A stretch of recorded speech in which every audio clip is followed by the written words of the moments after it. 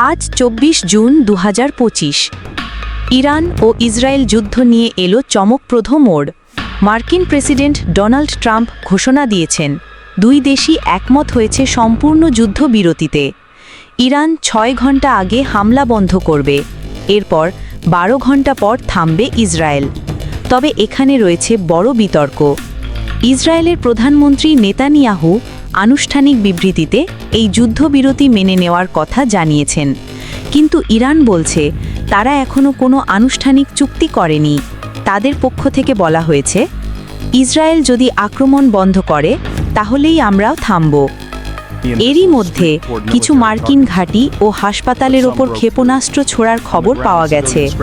ইউরোপীয় ইউনিয়ন এই যুদ্ধবিরতিকে স্বাগত জানিয়েছে, তবে বাস্তবে শান্তি কতটুকু আসে তা এখনও প্রশ্নের মুখে। আপাতত পরিস্থিতি থমথমে, কিন্তু যুদ্ধবিরতির ভবিষ্যৎ এখনও অনিশ্চিত।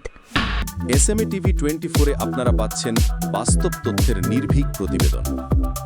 এসএমএ টিভি 24, সত্য প্রকাশে অনড়।